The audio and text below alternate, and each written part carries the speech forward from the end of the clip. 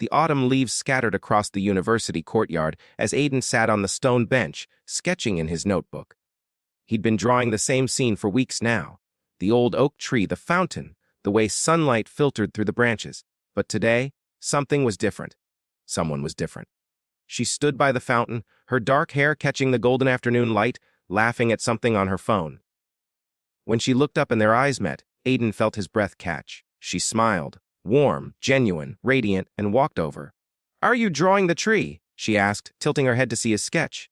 Yes," Aiden stammered, suddenly self-conscious. "It's my favorite spot on campus. Mine too," she said, sitting beside him without invitation, as if they'd known each other for years. "I'm Maya, Aiden." They talked for hours that day. About art, about dreams, about the small moments that make life beautiful. When she finally left, Aiden realized he'd filled 3 pages with sketches of her smile. What Aiden didn't know was that across campus, in the library's quiet corner, his best friend Ryan was having his own moment of discovery. Ryan had noticed Maya weeks ago in their shared psychology class. She always sat in the 3rd row, always asked the most thoughtful questions, always had this intensity in her eyes when she was passionate about a topic. Today, she'd stayed after class to debate a point about human connection with Professor Chen, and Ryan had stayed too, mesmerized. As they walked out together, Maya turned to him. "You're Ryan, right? You made that brilliant point about attachment theory last week." Ryan's heart soared. She'd noticed him. "You remember that?" "Of course. It changed how I thought about the whole chapter." She paused at the library steps. "Want to grab coffee? I'd love to hear more of your thoughts." They spent the next 3 hours in the campus cafe, talking about psychology, philosophy, and everything in between. Ryan felt a connection he'd never experienced before. Intellectual, emotional, profound. 2 weeks passed in a beautiful blur. Aiden saw Maya almost every day by the fountain. They'd talk about art, life, and dreams. She told him about wanting to open a community center for underprivileged kids. He showed her his portfolio, and she saw beauty in pieces he'd thought were failures.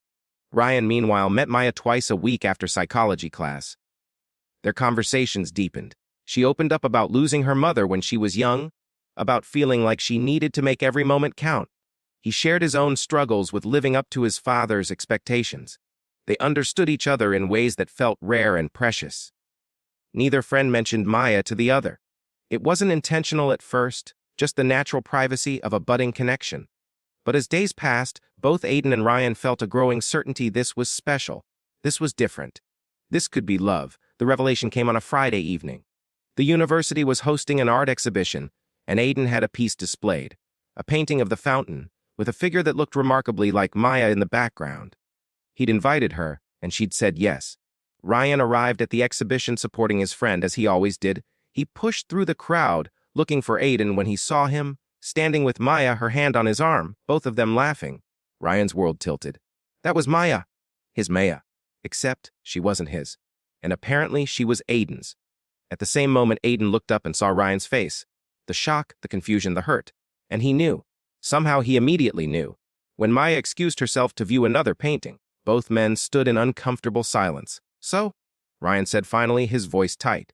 "Maya, yeah," Aiden replied, guilt flooding through him. "You know her. We've been spending time together." "I thought." Ryan stopped, running his hand through his hair. "I thought maybe something was starting." Aiden felt sick. "I didn't know. I've been seeing her too. By the fountain, we've been." He couldn't finish. Ryan's jaw clenched. "How long?" 2 weeks. "You?" "Same." They stared at each other, 15 years of friendship suddenly feeling fragile as glass. The next few days were torture. Aiden and Ryan, who'd been inseparable since middle school, now avoided each other. The silence between them was deafening. But avoiding the situation couldn't last. On Tuesday evening, Ryan showed up at Aiden's apartment. "We need to talk," he said, pushing past Aiden into the living room. "I know," Aiden replied, closing the door. "I really like her, Aiden." "Like really like her?" Ryan's voice was raw with emotion. "I've never felt this way about anyone. You think I don't?" Aiden shot back defensive. "I feel the same way. She's incredible. So what? We just compete for her. Turn her into some prize." Ryan's anger was rising. "That's not what I'm saying." "Then what are you saying? Because from where I'm standing, you met some girl and forgot that bros come before." "Don't," Aiden interrupted, his own anger flaring.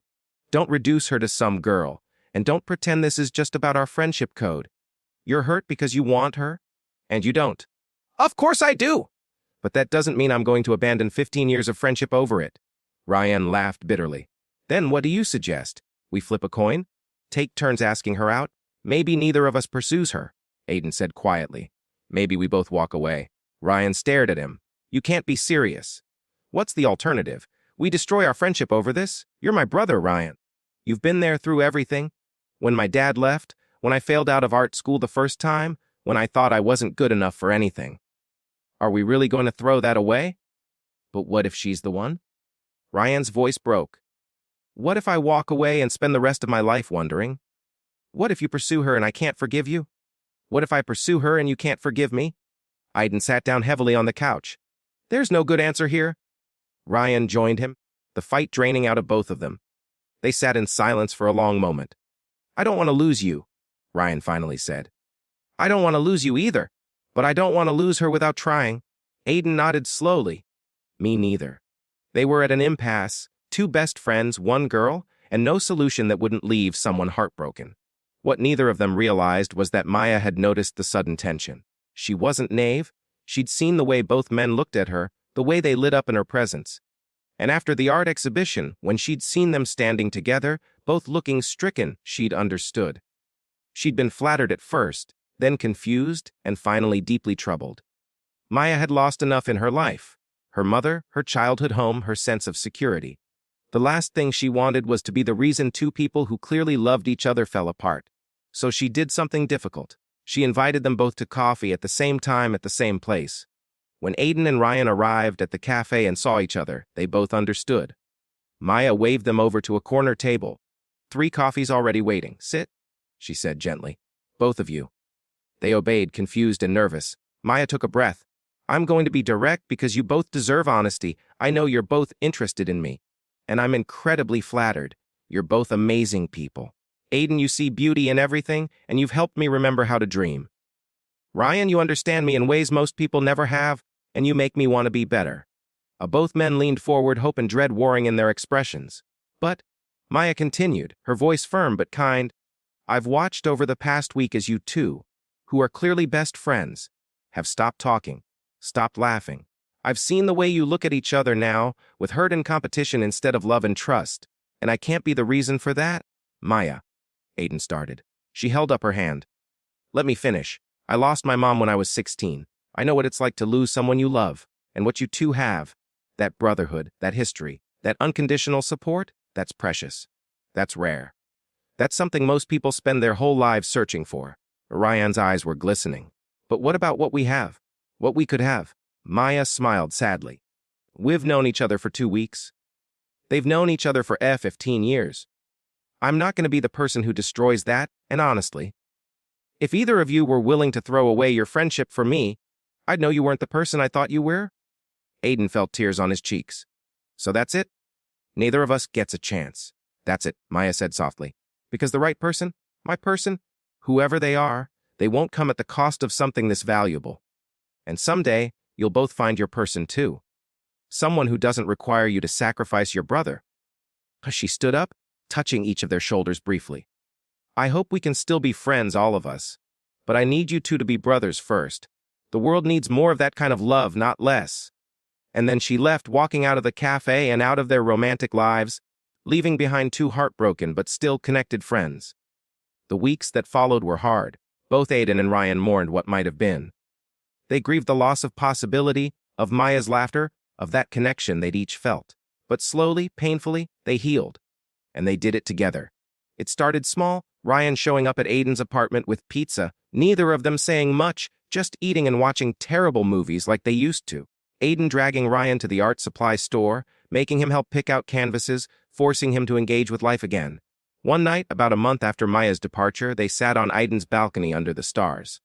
I'm sorry, Aiden said suddenly, for how I acted, for not talking to you sooner. 4. I'm sorry too, Ryan interrupted. I was so caught up in my feelings that I forgot what really mattered. She was right, you know, Aiden said. About us, about what we have. Ryan nodded. Yeah, she was. Do you think we would have destroyed it if she hadn't stopped us? Ryan considered this. Maybe. Probably. I wanted her so badly, Aiden.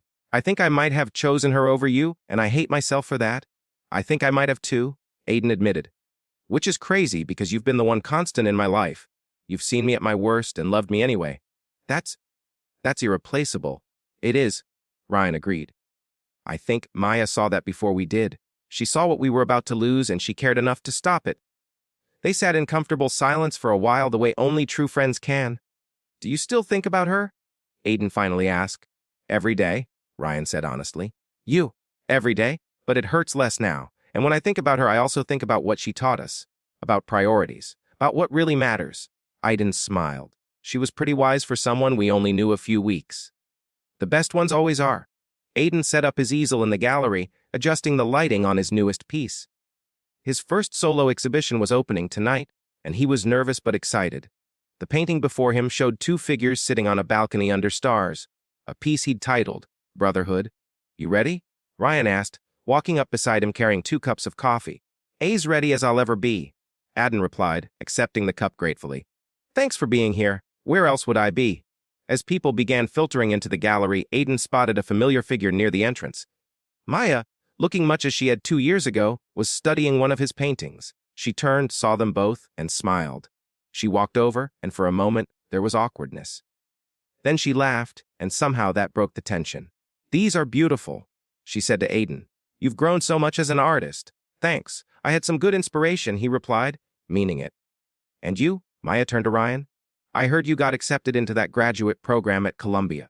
Congratulations, Ryan beamed. Thanks. It's been a journey. I'm glad to see you both doing well.